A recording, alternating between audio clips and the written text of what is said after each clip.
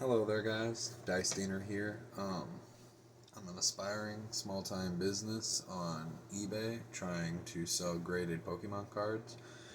If you've ever watched one of my videos in the past, probably one of my shorts, you're wondering what am I doing with Pokemon cards now? I'm just trying to find a interesting and creative outlet for one of my passions so that I can have fun and do something creative at the same time.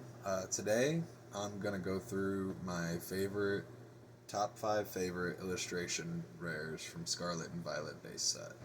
Um, I figure I could kind of start from anywhere, and base set just makes sense for this era. I can go back if I want to, but if I'm going to keep making these videos, I'm probably going to go ahead and just go through what we have with Scarlet and Violet so far and go through each of my favorite cards. So, my first favorite card, or I should say the fifth favorite card on this list, is the Starly from Scarlet and Violet. Honestly, I've pulled this card myself. My little brother has pulled this card. We love it. It's very vibrant and colorful. Even though there's not too many colors on the card, it still finds a good way to like fill up the space on the card, using both the Starlies and the berries in the card. And I just like how many different Starlies there are. You don't get a lot of Pokemon cards where there's like over half a dozen of them in the same picture, and it's kind of unique for what it is.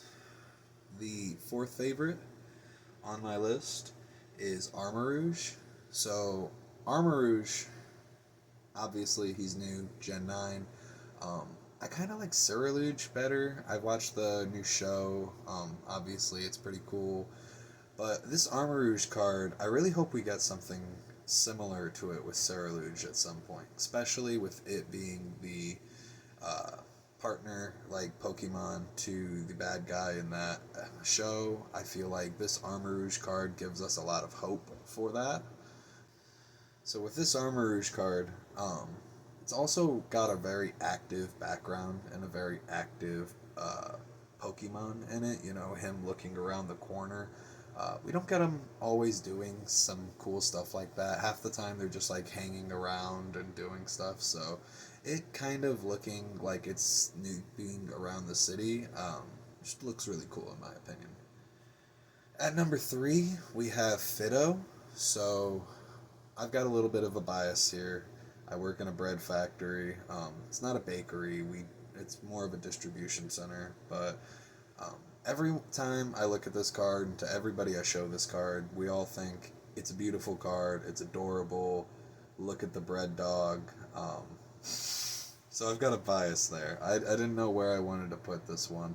Felt like five wasn't fair, even though it could probably have gone down one on this list. But you know, I'm admitting it. I'm biased with it. I also feel like they did a good job using the background.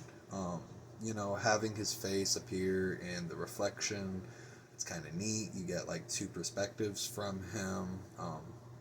It could be just a little more colorful, but other than that, I love it. So, the second favorite card of mine in Scarlet and Violet is Drowsy. Obviously, this could have been the first. It's one of the most unique cards in the set. It probably should have been a special illustration rare. Would have been really cool as a textured card. Um, but I think it's really awesome. I think like it's a unique art, and I love whenever they go out of the box and try to do something fantastic for us.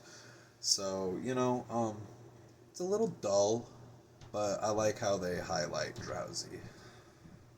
Then my number one favorite card. Sorry, I'm not trying to make this too short. So, my first favorite card with the set is the Grievard. I know a lot of people have talked about this card, and it's an interesting card. There's a lot going on with it.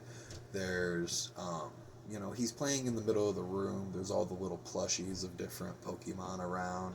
It's actually probably one of the most colorful cards and most vibrant cards out of all of them. Might be a little bit of argument to that, but it definitely uses the tone of the artwork to its advantage and makes it both creepy and cute at the same time. I honestly plan to get like as many of these as I can. With it being under $5, I need to stock up on it because it has made me like a Pokemon that I just got introduced to with this generation, and I think that's kind of the best thing to do with these illustration rares. If they get you to like the Pokemon, they're doing their job right. There. Okay. Got the bulk of it out. Now, I can go ahead and say thank you. If you make it this far into the video, I appreciate it. Feel free to like and subscribe. I'm going to try to be more frequent with the videos coming out here soon.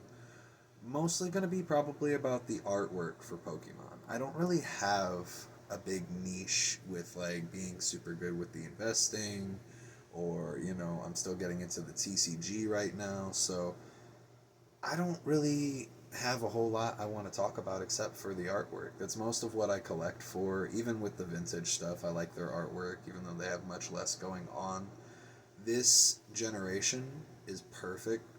I'm glad I got back in during this generation. It was a perfect time for me to get back in. And I hope you guys enjoyed this. Feel free to check out my eBay store at Dicedeaner, and I'm working on a website for sometime here soon. All right. Thank you for watching, and have a good one.